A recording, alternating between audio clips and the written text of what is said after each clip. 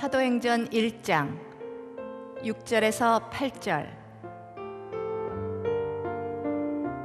저희가 모였을 때에 예수께 묻자와 가로되 주께서 이스라엘 나라를 회복하심이 이 때니이까 하니 가라사대 때와 기한은 아버지께서 자기의 권한에 두셨으니 너희의 알 바 아니요 오직 성령이 너희에게 임하시면 너희가 권능을 받고 예루살렘과 온 유대와 사마리아와 땅 끝까지 이르러 내 증인이 되리라 하시니라.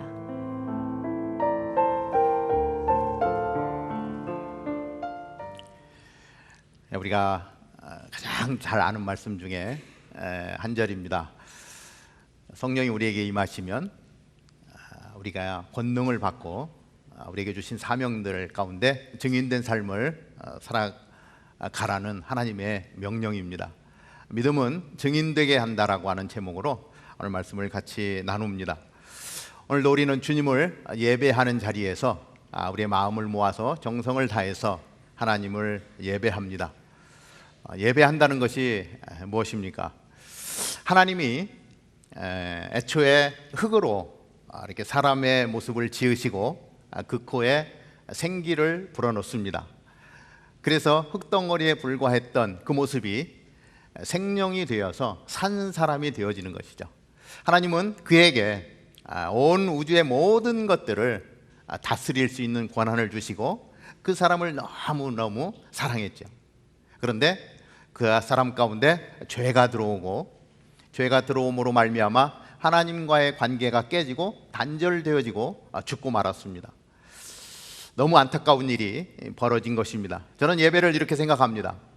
죄로 인해서 죽을 수밖에 없는 우리들, 다시 살아야 되겠는데 스스로 살 길이 없습니다. 그런데 예배를 통해서 하나님 앞에 나아올 때에 하나님이 흙으로 형상을 만드시고 그 코에 생기를 불어넣었던 것처럼 예배 가운데 하나님 앞에 나아갔을 때 하나님의 성령이 우리 가운데 다시 찾아오시는 거예요. 다시 내 안에 살아 역사하시는 거예요. 그래서 죽었던 영혼이 다시 예배 가운데 하나님을 만남으로 인해서 다시 살아나는 것, 죄악 가운데 있지만 성령의 역사 가운데 다시 회복되는 것, 이것이 예배라고 생각을 합니다. 그렇게 다시 살아나고 다시 살아나는, 그래서 하나님과 함께 살아가는 예배라고 한다면 오늘 우리가 드리는 예배는 너무 귀한 우리의 생명을 회복시키는 예배라고 하는 것입니다. 저는 오늘 우리가 드리는 3부 예배 가운데 내 모든 것들을 하나님 앞에 올려드림으로 인해서 기도와 찬양을, 내 마음을 그렇게 올려드림으로 인해서 하나님이 내 안에 찾아오시고 다시 살아나서 하나님과 함께 그 삶을 영위하는 거룩한 삶으로 나아갈 수 있는 이 시간이 되기를 바랍니다. 그렇게 하나님은 그 하나님을 만난 사람들을 통해서 하나님의 역사를 이루어가는 거예요. 그 하나님을 만난 사람들, 살아있는 사람들에게 그 성령의 역사 가운데 우리에게 삶의 지침을 주는 거예요. 이것이 오늘 우리에게 주신 말씀이에요. 제자들이 묻습니다. 하나님의 나라가, 이스라엘이 회복되는 것이 이때입니까? 근데 예수님은 말씀하시는 거예요. 성령이 너희 가운데 임하게 될 때에 너희가 하나님의 나라, 천국을 소유하고 그 천국을 소유한 자로서의 증인된 삶을 사는 거야. 오늘 말씀 가운데 그렇게 말씀해 주시는 것입니다. 저는 우리 교회를 생각할 때 얼마나 기쁘고 감사한지 모릅니다. 작년에 이어서 올해도 정말 굉장히 많은 숫자가 그 좋은 시애틀을 뒤로하고 열방을 향해서 달려나가는 그러한 모습들을 봅니다. 올해는 특별히 우리의 자녀들이 더 많이 나가요. 우리 멕시코에 40-50명의 아이들이 멕시코 땅을 향해서 나아갑니다. 온두라스 팀이 그 땅에서 우물을 파고 막 돌아왔어요. 열심히 노가다 하면서 땀 흘렸는데 만들어진 우물을 보고 얼마나 좋았는지 모른다고 얘기해 줍니다. 페이스북을 통해서 실시간 사진들을 올려주셔서 진행되는 상황들을 보면서 이렇게 지금 세워져 가는구나. 우물 하나를 통해서 정말 그 물로 통해서 하나님이 이루실 또 역사들을 저희들 소망하며 기대하며 나아갑니다. 우리 청년들이 프랑스 땅으로 달려가고요, 터키 땅으로 달려가고요. 오늘도 지금도 행복한 부부학교를 섬기는 우리 고 목사님을 비롯해서 팀들이 멕시코의 현지 목사님들 그리고 교회 리더십들을 상대로 행복한 부부학교를 진행하고 있습니다. 아마 지금쯤이면 마지막 시간을 하고 있지 않을까 생각되어지는데, 특히 남미나 중남미 쪽으로 가면 가정관이 굉장히 약합니다. 결혼하지 않고 그냥 살다가 마음이 안 맞으면 또 헤어집니다. 그 안에 자녀들은 태어나는데 아버지가 누군지도 모릅니다. 이러한 것들이 팽배한 그 땅에 가정의 그 중요성을 말씀을 전하면서 가정을 세우는 일, 얼마나 귀한 일인지 모릅니다. 우리의 지체들이 그 먼 땅에 달려나가고 있는 그 모습, 이 좋은 시애틀을 두고 왜 달려가겠습니까? 우리가 예배 가운데 하나님을 만난 그 기쁨이 없으면 어떻게 그곳으로 달려갈 수 있겠습니까? 주님이 우리에게 주신 그 명령이 있기 때문에, 하나님이 우리에게 부탁하신 내용이 있기 때문에 우리들은 오늘도 우리의 자녀들까지 그렇게 열방을 향해서 달려 나아가는 줄로 믿습니다. 어떤 그 참된 가치를 모르면 이조백자나 고려청자를 가지고도 강아지 밥그릇으로 사용할 수밖에 없어요. 예전에 그러한 에피소드가 있죠. 이 도자기를 수집하는 사람이 그 시골 마을을 가는데 그 강아지가 밥을 먹고 있는 그 그릇이 이조백자였다는 것이죠. 그래서 그것을 몇 푼 주고 사와서 나중에 엄청난 그리고 그 귀한 보물을 알아봤다라고 하는 것입니다. 우리는 그 가치를 모르면 그냥 헌신짝처럼 버려지게 되는 것입니다. 저는 이게 미술을 전공해 디자인을 전공해서 그림은 좀 보는데요, 이 음악에는 제 소질이 없습니다. 가끔 이렇게 누가 오페라 티켓을 주면 저는 영락없이 한 5분만 지나면 깊은 내면의 세계로 들어갑니다. 그래서 옆에서 이렇게 아내가 이렇게 옆구리 이렇게 푹 치면 정신을 좀 차렸다가도 그 오페라의 진정한 가치를 잘 모르니까 그저 깊은 잠 속으로 빠져 들어가면서도 내가 그 음악의 깊은 곳으로 들어갔다고 이야기하기도 합니다. 그러나 정말 그 오페라의 가치를 안다면 그 한 소절 한 소절을 들으면서 음미하면서 그 깊이를 누릴 것입니다. 복음에 대한 가치도 그렇습니다. 우리가 예배합니다. 하나님의 말씀을 대합니다. 기쁜 소식을 듣습니다. 이 복음의 진짜 가치를 안다면 우리는 이 복음을 전하지 않으면 안 되는 삶을 살게 될 것입니다. 그것이 얼마나 귀한지, 이 보물의 가치를, 복음의 이 가치를 모르는 사람들에게 이것을 알려주고 싶어서, 이것이 얼마나 가치가 있는지 안타깝잖아요. 그래서 복음을 전해주고 싶은 거예요. 이번에 5월 말과 6월 초에 우리 11명의 지체가 중국 땅을 다녀왔습니다. 전도 폭발이라고 하는 훈련의 툴을 가지고 우리 조선족 교회를 섬기러 갔습니다. 저희들 많이 준비하고 떠났는데요, 저희가 생각하고 준비했던 것보다 현장에 가서 보니까 상황이 좀 많이 틀리더라고요. 이제 날짜가 돼서 이렇게 중국 땅을 향해서 가는데 카톡이 오는데, 조금 전에 상해 지역에서 28명의 선교사님이 추방을 당했습니다. 그래서 지금 중국에 있는 모든 교회들이 바짝 긴장하고 조심하고 있는 상황인데, 목사님도 그 팀들도 좀 조심하셔야 될 것 같습니다. 뭐 이런 소식이 오는 거예요. 굉장히 이렇게 마음이 무겁더라고요. 처음에 가서 이렇게 그 사람들을 만났는데 얼굴 표정이 달갑지가 않아요. 목사님이 하도 권유해서 나오라고 해서 나왔는데 도대체 저 사람들이 무엇을 할 것인가, 그러면서 이렇게 환영하기보다는 억지로 끌려 나온 듯한 그 모습이에요.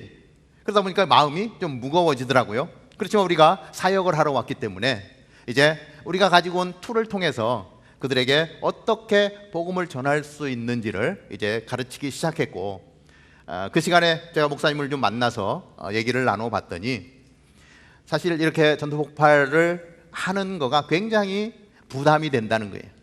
작년에도 하려다가 공안의 감시가 심해서 취소했는데 올해는 그래도 자꾸 하나님이 이것을 해야 하면 좋겠다라고 하는 마음을 주셔서 지금까지 왔는데, 사실은 전도 폭발 훈련을 하고 돌아가고 나서 공안이 어떻게 나올지를 모르기 때문에 굉장히 두렵습니다. 이렇게 얘기하더라고요. 지금까지 목회를 잘하고 왔는데 주변에 있는 목사님들이 야, 그냥 그렇게 하면 됐지, 왜 굳이 미국에서 초청을 해서 한 10명이 이렇게 때를 지어서 다니면 공안이 금방 눈치채는데 이 팀이 가고 난 다음에 어떻게 감당하려고 하느냐라고 하는 이야기를 들으면서 할까 말까를 너무 고민했다는 거예요. 그럼에도 불구하고 이제 이 전도 폭발 훈련을 시작하면서 그 목사님의 얼굴에도 이렇게 그림자가 드리워져 있더라고요. 그런데 하루가 지나고 이틀이 지나면서 저희들이 아침마다 큐티하면서 말씀을 나누고 기도하면서, 하나님, 우리를 이곳까지 보내주셨는데 정말 그 전도 폭발을 통해서 다시금 신앙이 회복되어지고 우리에게 주신 사명이 회복되어지고, 정말 이 교회, 중국 땅에 너무 중요한 교회인데 앞으로 중국이 발전하면서 중국 교회가 해야 될 역할이 너무 많은데 하나님, 이 교회가 그 역할을 감당할 수 있는 교회가 되게 해주십시오. 저들 기도하며 나아갔어요. 그런 가운데 시간이 지나니까 그분들이 마음이 한 분씩 열리더라고요. 저에게 라이드를 해준 남자분이 계셨는데요, 첫날 얼굴이 굉장히 어두워요. 인상을 확 쓰고 서 있더라고요. 뭐 이유를 물어봤더니 목사님이 하도 권면을 했는데 아무것도 안 해도 좋으니까 그냥 자리만 좀 한번 채워달라, 이렇게 부탁을 했다는 거예요. 자기는 자리만 채우러 왔다는 거예요. 배우고 싶은 마음이 없다는 거예요. 그런데 하루가 지나고 이틀이 지나고 저희들이 섬기는 그 섬김 속에서 생각을 하게 된 거예요. 저들이 왜 이곳까지 와서 저렇게 수고하고 애쓰며 섬기는가. 그리고 자기는 자리만 채우려고 왔지만 이왕 자리를 채우는 거면, 똑같은 시간 할애하는 거면 나도 한번 열심히 해봐야 되겠다. 그래서 어느 날 셋째 날인가 차를 탔더니 그 암송용 CD를 틀어놓고 차 안에서 계속 그 암송을 하고 있었더라고요. 그러면서 이제 이왕 시작한 거 철저하게 한번 해보겠습니다. 그러면서 사람들이 변화되어지고, 사람들이 그렇게 변화되니까 저희 같은 팀들도 또 열정이 살아나고 같이 하면서 정말 은혜를 누렸던 그러한 시간이었습니다. 중국에 가서 22명이 지원을 했는데 3명은 끝까지 하지 못하고 19명이 수료를 했습니다. 처음에 왔을 때 모습하고는 전혀 다른 모습으로 수료식이 정말 잔칫날 같았어요. 그러면서 그 복음의 가치를 다시 깨닫고 그 복음을 전하는 전도자로 살아가겠다라고 그렇게 고백하는 모습들을 보았습니다. 매일매일 그 훈련생들을 데리고 저희 팀들이 가가호호 방문하면서 복음이 필요한 자들에게 복음을 전했습니다. 그래서 58명에게 복음을 제시했고, 그 복음을 제시한 가운데 43명이 영접했어요. 예수 그리스도를 받아들이고 예수님을 나의 주인으로 모시고 살겠습니다 고백하면서 나아가는 그 모습을 보고, 43명이라고 하는 숫자가 중국 땅에서 정말 어떠한 영향력을 끼칠 숫자가 될까 저희들은 기대하게 되었습니다. 사실 교회를 다니는 사람이라면 누구나 전도해야 된다라고 하는 것을 다 압니다. 그리고 나도 전도 좀 했으면 좋겠다라고 하는 마음을 다 가지고 있는 것 같아요. 그런데 실질적으로 만나서 몇 명 전도한 사람이 몇 명이나 됩니까? 라고 물으면 대부분의 사람들이 말을 잘 못해요. 전도해야 된다라고 하는 사실을 알고 전도하고 싶은 마음도 있지만 실질적으로 전도하기는 쉽지 않다라고 하는 것입니다. 전도한다는 것가 무엇입니까? 오늘 우리에게 주신 말씀에 그 성령의 능력 가운데 증인된 삶을 사는 것, 증언하는 거잖아요. 전도하는 것은 증언하는 거잖아요. 그런데 가서 전도하려고 하면 입이 안 떨어진다라고 하는 것이죠. 이런 통계를 보았습니다. 한국의 갓피플닷컴에서 3023명에게 설문조사를 했습니다.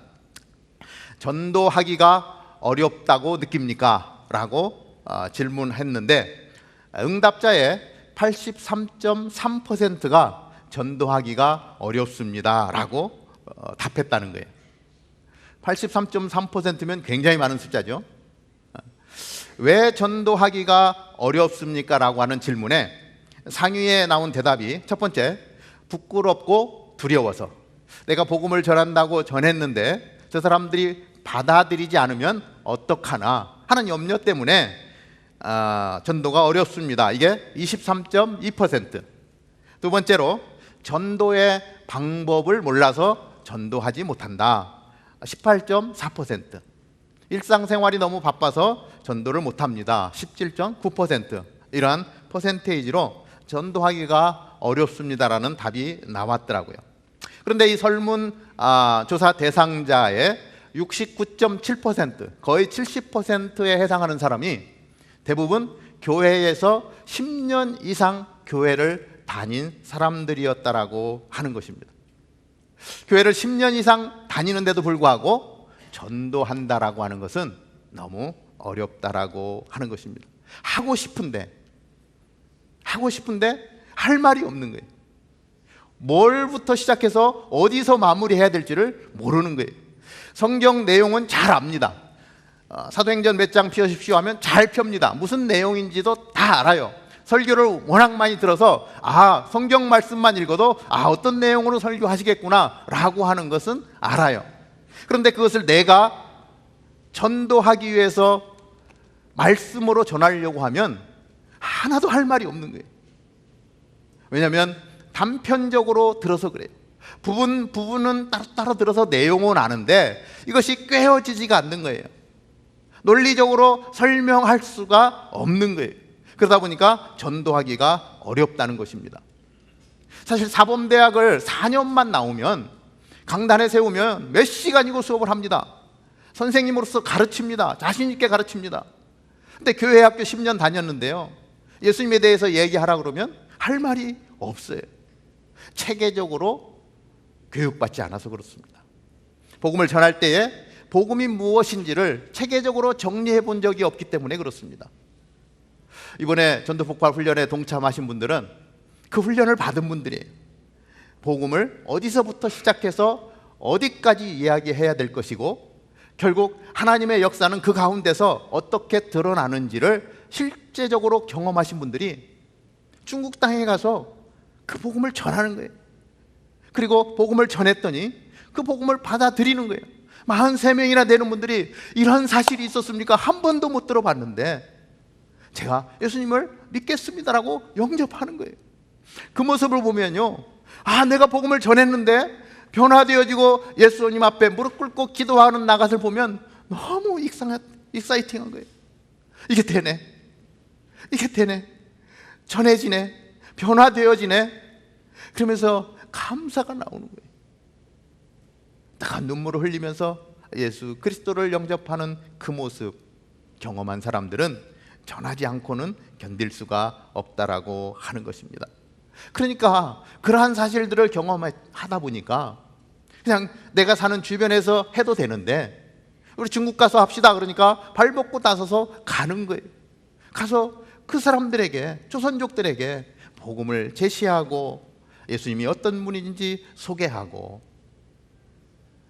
예수 그리스도의 놀라운 구원을 같이 누리게 되는 것을 보게 되는 것입니다.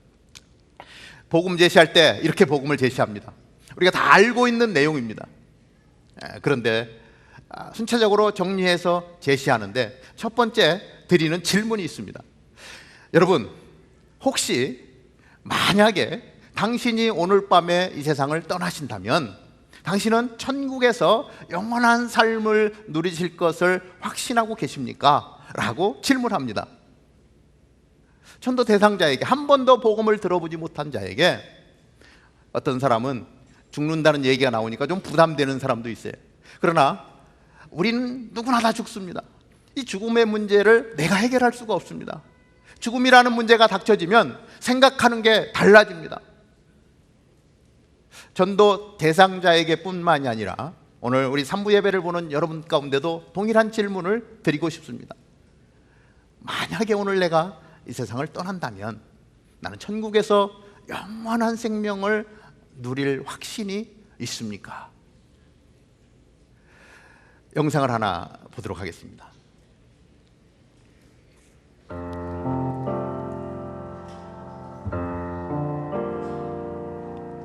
네. 안녕하십니까? 네네. 저는 스님의 명쾌한 답변을 듣고 싶어서 저희 언니들과 함께 왔는데요. 제가 대표해서 궁금한 거를 질문 드리겠습니다. 저는 내년이면 10년이 되는데 저희 친정 어머니께서 갑작스러운 사고로 돌아가셨는데요. 엄마를 그 49제로 절에서 모셨는데 네. 우리가 이렇게 힘들 때나 지금도 마찬가지지만 시댁에서의 어떤 일이나 아니면 남편에 의해서 이렇게 힘들 때마다 친정 엄마를 생각하면서 저희 언니들과 함께 울기도 합니다. 제가 그때 극락왕생을 기도하면서 절을 많이 했는데요. 정말로 궁금한 건 정말 극락이 있는지 정말로 저희 엄마가 거기 계셔서 기다리고 계시는지 정말 오늘 스님께 저희 세자매의 그런 희망스러운 답변을 듣고 가고 싶습니다. 그래 셋이 모아 그래 왔어요.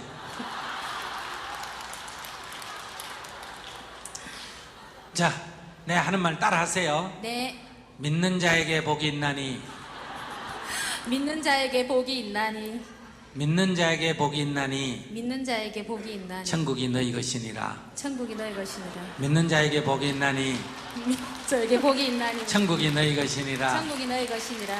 예, 답이 됐어요. 안 됐어요. 근데 스님 그거는 교회에서 하시는 말씀 아니세요? 저는 절에 다니면서 이렇게 스님들이 하시는 그런 말씀을 듣고 싶었습니다. 아니 지금 스님이 얘기하잖아. 스님이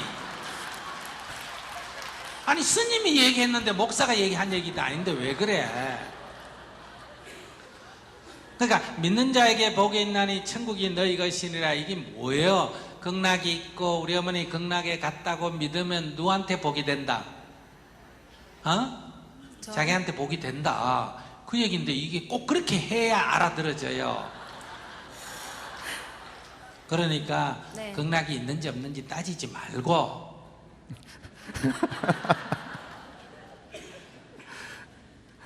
불교 신도기 때문에 스님에게 물어봤습니다. 오늘 산부 예배를 드리는 여러분들에게 나도 저 마음이었는데 라고 하는 동일한 마음이 있지는 않습니까? 천국이 있다는데 오늘 이 스님이 천국을 알까요? 저 뒤에 내용이 좀 더 있는데 시간상 중간에서 잘랐는데 그냥 있다라고 가정하자는 겁니다. 이것저것 따지지 말고 천국 극락이 있다라고 생각을 하고 그냥 돌아가신 어머니가 거기 갔다고 생각하면 너가 편하지 않냐? 그게 복이다. 그럴싸합니다. 그런데 저 스님에게는 유명한 스님입니다. 천국이 없습니다. 우리에게는 천국이 있습니다. 이 확신이 내 안에 있어야 됩니다. 예수님이 공생애를 시작하시면서 처음에 외친 말씀이 계세요. 회개하라, 천국이 가까웠느니라. 공생애 기간 내내 동안 예수님이 말씀하시는 거의 주제는 하나님의 나라였어요. 천국이었어요. 천국이 있다라고 하는 거예요. 있다라고 가정하자라고 하는 게 아니에요. 천국은 확실하게 있다라고 하는 거예요. 그 천국이 나와 상관이 있냐라고 하는 거예요. 천국이 있다라고 하는 것이 복음이에요. 천국은 확실히 있고 그 천국이 나에게 주어졌다라고 하는 이것이 복음이다라고 하는 것입니다. 그냥 있다고 가정해서 그냥 나 행복해 그게 아니라 정말 천국이 있다라고 하는 거예요. 예수님은 그것 때문에 오셨고 오늘 우리에게 그 기쁜 소식을 전해 주셨다라고 하는 것입니다. 복음 제시는 천국이 있느냐 없느냐부터 시작됩니다. 그리고 그 천국이 어떻게 나와 상관이 있는지를 이야기하는 겁니다. 하나님은 우리를 그렇게 지으신 것처럼 하나님은 천국을 예비하시고 예수 그리스도 안에서 새로운 생명을 얻은 자들은 천국을 소유하게 될 것이다라고 말씀하고 계시는 거예요. 그런데 그 천국은 값없이 주시는 하나님의 선물이다라고 설명을 하시는 거예요. 로마서 6장 23절을 보면 하나님의 은사는 그리스도 우리 주 안에 있는 영생이니라. 영원한 생명으로 주신 그 천국이 하나님의 은사로 우리에게 그냥 값없이 주신 은혜로 주셨다라고 분명하게 말씀하고 있는 거예요. 하나님은 너무 많은 것들을 우리에게 주셨어요. 우리가 이 땅 가운데 살아가야 되는데 필요한 것들, 이런 생각을 많이 해보지 않습니까? 우리는 3분만 호흡을 하지 않으면 죽습니다. 이 산소를 마셔야 우리는 살아갈 수 있습니다. 이거 돈으로 산다 그러면 얼마 주고 사면 되겠습니까? 물론 병원에 가면 가끔 호흡이 곤란하면 산소를 사서 호흡하기도 합니다. 그러나 1년 365일 하루 24시간 우리는 수없이 많은 산소를 들이키는데도 비용을 지불하지 않습니다. 하나님이 공짜로 선물로 다 주셨다는 거예요. 우리가 마시는 물도 그렇습니다. 물론 바루병을 사서 먹긴 하지만 하나님은 그 이전에 충분히 마실 수 있는 물을 이미 예비하시고 공짜로 다 주셨다라고 하는 거예요. 그런 것들을 우리가 살아가기 위하여 예비해 놓으셔서 그것을 주신 하나님은 천국도 동일하게 우리에게 선물로 주신다라고 하는 거예요. 이것은 어떤 돈이나 공로나 내 자격을 갖추온 사람에게만 주어지는 것이 아니라 그런 것 하나 없다 할지라도 내가 그것을 받을 자격이 없다 할지라도 그것을 우리는 선물로 받을 수 있다라고 하는 사실이에요. 그런데 우리는 무언가 값을 지불하고 무엇을 얻다 보니까 그거에 익숙해져서 천국도 내가 무엇을 해야지만이 얻을 수 있는 것처럼 생각하는 거예요. 최소한 이렇게 살아야지. 많은 분들에게 묻습니다. 당신은 왜 천국 가야 된다라고 생각합니까? 라고 물으면 나는 그래도 착하게 살았으니까 천국 간다라고 이야기합니다. 이 정도 살았으면 되지 않겠습니까? 특별히 우리 교회를 다니시는 분들은요, 착하게 삽니다. 저 도둑질도 안 합니다. 사기치지도 않습니다. 물론 몇몇은 사기친 사람도 있겠죠. 근데 가급적 깨끗하게 살려고 노력합니다. 그렇기 때문에 내가 이렇게 살아온 것을 통해서 다른 사람과 구별된 삶을 살기 때문에 그것 때문에 하나님이 천국을 주시지 않겠습니까? 이것이 자격 조건이 되지 않겠습니까? 라고 이야기한다는 것입니다. 그것을 해야만 천국에 갈 수 있는 것처럼 우리는 세뇌되어져 왔다라고 하는 것입니다. 그렇지 않다는 것입니다. 하나님은 분명하게 말씀하십니다. 내가 너에게 필요한 모든 것들은 다 만들어 놨어. 너희가 이것을 누리며 살기만 하면 되잖아. 그리고 천국도 마찬가지야. 우리는 거짓에 속으면 안 된다라고 하는 것입니다. 그러나 내가 나를 볼 때도 사실은 천국 갈 자격이 없는 거 대부분 압니다. 왜냐하면 내가 죄인이라고 하는 사실이에요. 물론 성경에서도 분명하게 말씀하고 있습니다. 로마서 3장 23절에 보면 모든 사람이 죄를 범하였음에 하나님의 영광에 이르지 못하더니, 여기에는 제외된 사람이 없습니다. 모든 사람입니다. 모든 사람이 죄 가운데 있다라고 하는 거예요. 그런데 교회 다니면서 조금 깨끗하게 좀 성실하게 그렇게 사신 분들을 보면 성경에서 죄인이라고 말씀하니까 죄인인 거는 알겠지만 저렇게 주변에 사기치고 도둑질하고 살인하고 저런 사람들과 나를 동일시 여기는 거에 대해서는 내가 좀 기분이 나쁘다 이렇게 얘기합니다. 그래도 내가 성실하게 살아왔는데 난 좀 다르지 않냐라고 이야기합니다. 내가 가지고 있는 도덕적인 기준에서 그래도 나는 좀 의인 축에 들어가지 않나 이렇게 생각을 하는 것입니다. 그런데 성경은 그렇게 이야기하잖아요. 모든 사람은 죄를 범했고 그래서 하나님께 가까이 갈 수 없는 존재다라고 이야기하는 것입니다. 우리는 도적 관념에서 주로 살인을 하거나 도적질을 하거나 사기를 치거나 나쁜 짓을 해야 죄인이라고 생각해요. 그런데 성경을 자세히 보면요, 그것만을 이야기하지 않습니다. 그것도 죄인이에요. 그런데 성경을 가만히 보면 하지 마라, 하지 마라, 살인하지 말라, 도적질하지 말라 한 것을 하면 죄인이. 그런데 또 하나는 하라고 한 것을 하지 않는 것도 죄인이라는 거예요. 내 부모를 공경하라, 하나님 말씀하셨는데 공경하지 않으면 죄인이라는 거예요. 내 이웃을 내 몸과 같이 사랑해라 라고 했는데 내 옆에 있는 이웃을 내 몸과 같이 사랑하지 못하면 죄인이라는 거예요.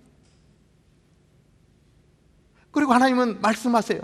야, 너의 생각 속에서, 너의 언어 속에서, 너도 모르는 행동 속에서 네가 얼마나 많은 범죄함 가운데 있는 줄 아느냐? 시기하고 질투하고 멸시하고 무시하고 이런 모든 것들도 남을 죽이는 거야. 칼로 사람을 찔러서 살인해야만 살인이 아니라 내가 행하는 그러한 것들도 엄청난 죄악 가운데 있다는 것을 아느냐라고 말씀하세요. 내 머리 뚜껑을 떠서 내 생각을 꺼내놓는다면 어떻게 이곳을 다니겠습니까? 어떻게 옆 사람을 볼 수 있겠습니까? 그러면서도 그래도 나는 교회 다니니까 난 좀 의로운 사람 아니냐라고 생각하는 거예요. 그렇지 않다는 거예요. 성경에서는 가장 큰 죄를 이렇게 얘기해요. 하나님이 보내신 예수 그리스도를 믿지 않는 것은 죄 중에서도 가장 큰 죄야.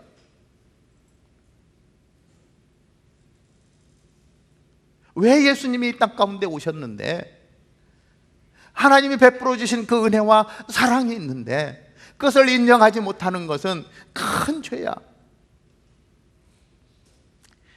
우리는 그러한 죄 가운데 있는 죄인이라는 거예요.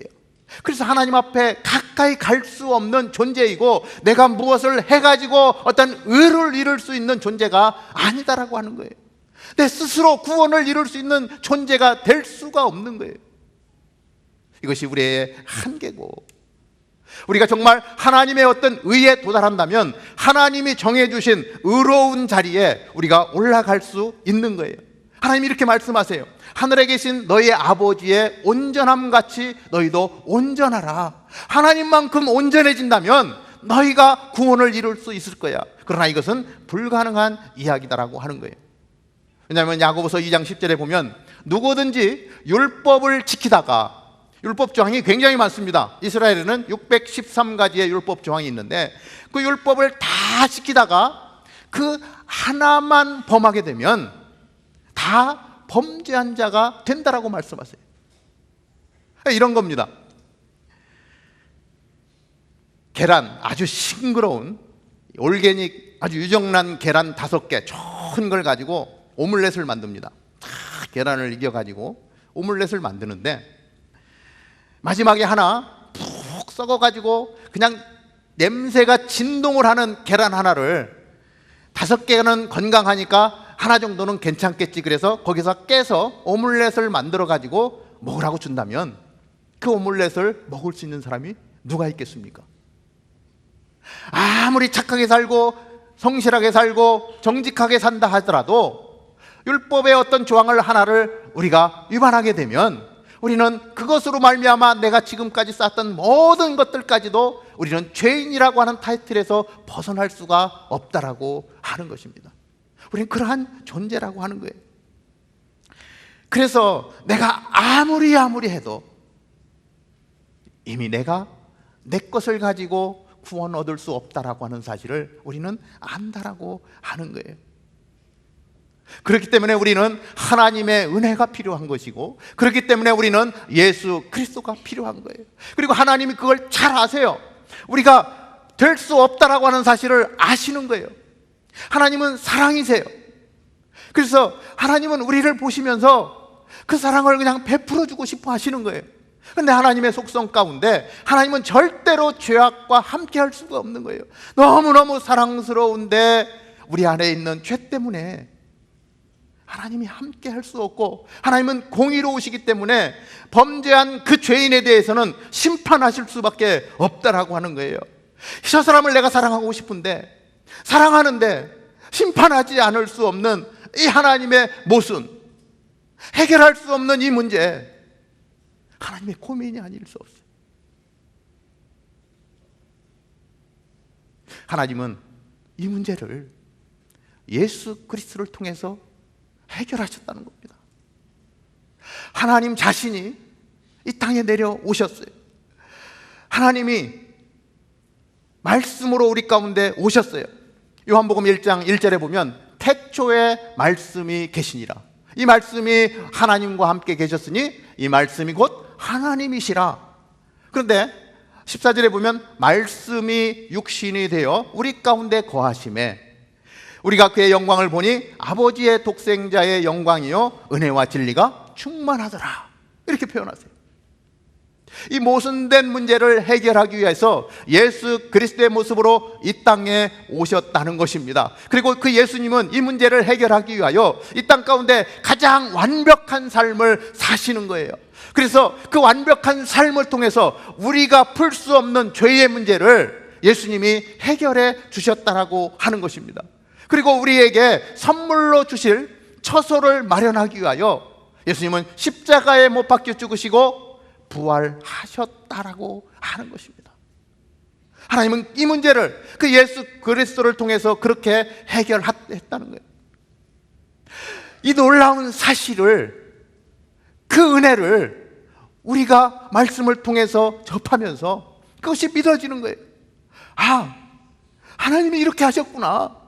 이 풀 수 없는 문제를 예수 그리스도를 통해서 우리 가운데 해결해 주셨구나. 그리고 그 예수 그리스도를 믿음으로 말미암아 이제는 다른 어떤 조건 하나 없이 하나님은 우리에게 그 천국을 선물로 주셨구나. 그리고 그 은혜가 너무 감사해서 기뻐요. 감사하며 하나님께 영광을 올려드리는 것이 우리들이 취해야 될 태도라고 하는 것입니다. 그것이요, 오늘 사도행전 1장 8절에 보면 오직 성령이 너희에게 임하시면 이렇게 말씀하세요. 성령이 임하셔야 이것이 깨달아진다는 거예요. 내가 믿고 싶어도 믿을 수 없는 제한이 있다는 거예요. 들어서 압니다. 성경에 이렇게 쓰여 있기 때문에 압니다. 아, 이래, 여기 이렇게 쓰여 있는 거 보니까 그런 것 같아. 아, 이순신 장군이 외적을 저렇게 무찌르고 거북선을 만들어서 했대. 야, 예수님도 이런 기적을 행하셨대. 똑같아요. 아, 이순신 장군이 그랬어. 아, 믿어, 나 믿어. 아, 예수님이 기적을 일으켰어. 아, 나 믿어. 거기서 끝나면 이 믿음은요, 가짜 믿음이에요. 거기서 한 단계 더 나가요. 이순신 장군과 예수님이 다른 이유가 있어요. 이순신 장군은 그냥 그 시대로 끝난 사람이에요. 그러나 예수님은 다시 살아나셔서 오늘 우리 가운데 함께 하시면서 나의 삶에 영향을 주고 계신다는 거예요. 내 삶을 인도하고 계신다는 거예요. 오늘도 나를 다스려 주신다는 사실이에요. 내가 예수님 안에 있다라고 하는 사실이에요. 이것이 다르다라고 하는 것이요, 내가 그냥 지식적으로 알아서 믿는 믿음과 성령님의 역사 가운데 깨달아져서 믿는 믿음은 다르다라고 하는 거예요. 성령님의 도우심이 있을 때에 진정한 믿음이, 구원의 역사가 나의 삶 가운데 부어지고 하나님이 예비하신 천국이 나의 삶 가운데로 들어오면서 하나님이 다스리는 그 나라에 내가 살 수 있게 된다라고 하는 사실입니다. 이것이 복음이에요. 이것이 복음이에요. 이것이 어느 순간에 깨달아지는 거예요. 이것이 깨달아지고 나니까 와,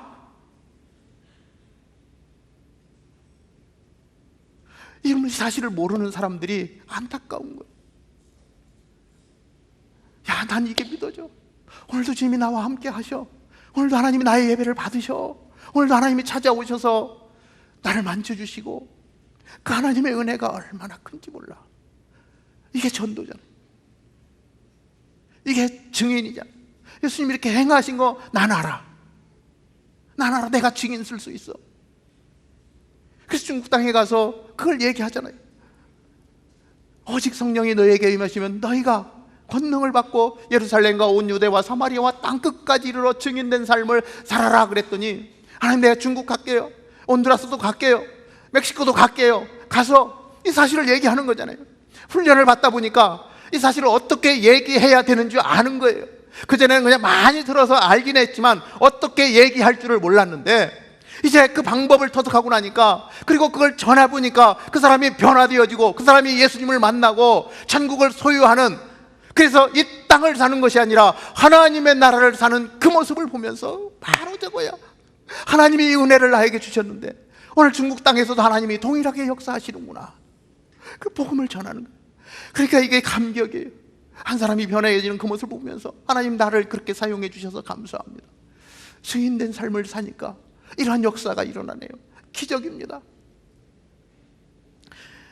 이것이 생명인 것이잖아요. 생명을 낳는 거잖아요. 죽어가는 영혼을 생명의 자리로 옮기는 거잖아요. 하나님 오늘 우리에게 그런 삶을 살라고 하시는 거예요. 얘기가 없었을 때는, 복음을 듣지 못했을 때에는 그냥 삶의 그 찌든 모습으로 아무 소망이 없이 나는 그저 한 이 세월을 살다 보면 흩어져 없어져 버리고 말 거야, 땅속에 묻혀버리고 말 거야. 치열한 경쟁 속에서 어찌할 바를 몰랐던 사람들이 이 복음의 소식을 듣고 나니까 자기의 인생의 목표가 바뀌는 거예요. 이 땅 가운데서 잘 사는 것만이 자기의 목표였는데 그거 다가 아니라는 사실과 하나님의 은혜가 어떠한 것인 줄을 깨닫고 자기의 인생의 목표가 바뀌어지는 거 아닙니까? 저는 기대합니다. 다는 아니겠지만 19명의 훈련받은 훈련생들이 어떻게 복음을 제시해야 되고 어떻게 하나님의 역사를 설명해야 되는지를 배운 사람들이 주변 사람들에게 동일하게 사용할 거예요. 이 복음의 기적은 계속해서 전달될 거예요. 저는 저희 교회에 속해 있는 분들도, 내가 10년, 20년 다녔는데 나 한 번도 두려워서 저 사람이 거절하면 어떡할까 해서 전해보지 못한 사람이 있다라고 한다면 좀 체계적으로 훈련을 한번 받으시고요, 그 사람이 변화되는 것들을 경험하면서 하나님이 우리에게 주신 그 사명을 이루어가는 삶을 살 수 있게 되기를 바랍니다. 하나님은 우리가 다 그렇게 하나님의 손에 붙들려 쓰임받기를 원한다라고 하는 것입니다. 제가 보니까 시애틀에 한인이 한 12만 명 정도로 추산을 해요. 교회 나오는 분이 한 2만여 명이 된다고 합니다. 그러면 나머지 10만은 어디가 있겠으며, 교회 나오는 2만 명이 다 그러면 확실한 복음의 토대 위에서 천국을 소유하고 하나님의 나라를 사는 사람이냐라고 장담할 수 있겠습니까? 장담할 수 없을 것 같아요. 아직도 이 시애틀에도 그 복음을 들어야 될 수많은 사람들이 있다라고 하는 것입니다. 그 증인된 삶을 살아가는 사람들을 만나보고 싶어하는 사람들이 있다라고 하는 것입니다. 기회가 될 때마다 그렇게 복음을 제시하고, 기회가 되면 그 영혼을 변화시키고, 시애틀 땅에서 그 사명을 감당하고, 하나님이 야, 땅끝까지 한번 가봐라 라고 이야기하면 땅끝으로 한번 달려가 보는 거예요.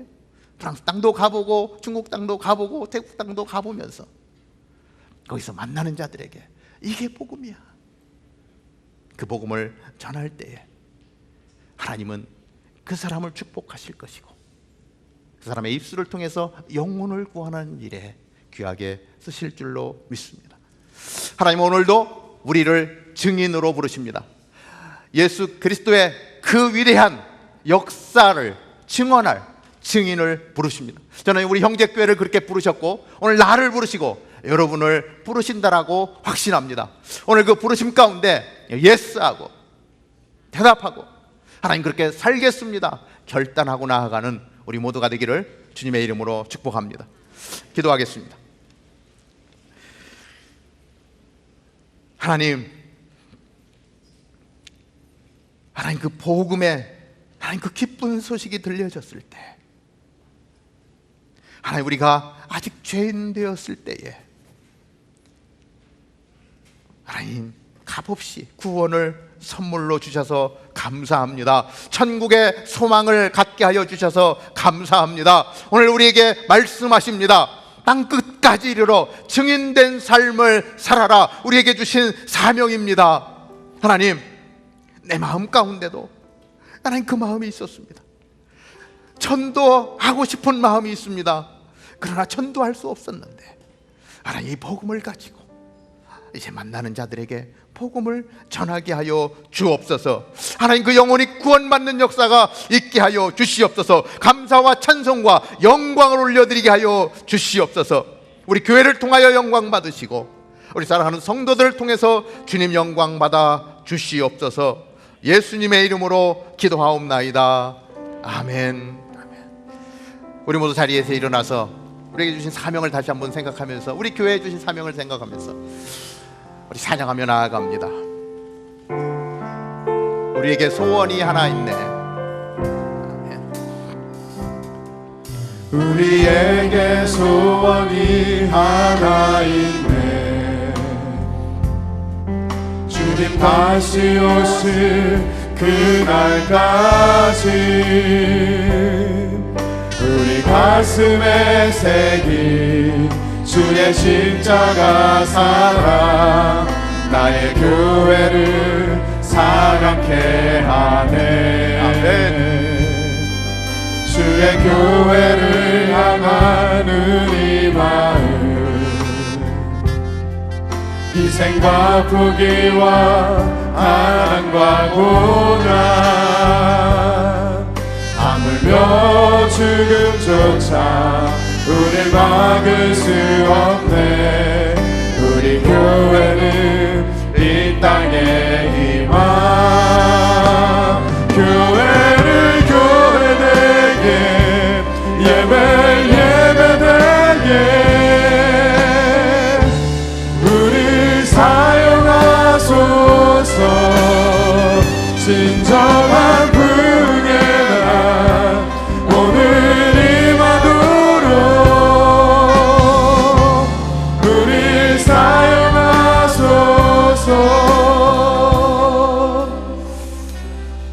이제는 우리 주 예수 그리스도의 은혜와 하나님 아버지의 그 크신 사랑과 성령님의 역사, 교통, 인도하심이, 오늘 증인의 삶을 살라고 부르신 주님의 명령에 예스하며 달려나가기를 소원하는 사랑하는 성도들과 우리에게 주신 그 사명을 붙들고 하나님 교회적으로 열방을 향하여 달려나가는 사랑하는 우리 형제교회 위에 오늘도 그 복음의 역사를 가지고 하나님을 예배하는 모든 교회들 위해, 복음을 들고 열방으로 달려나간 선교사님들 위해 이제로부터 영원토록 함께 하옵기를 간절히 축원하옵나이다.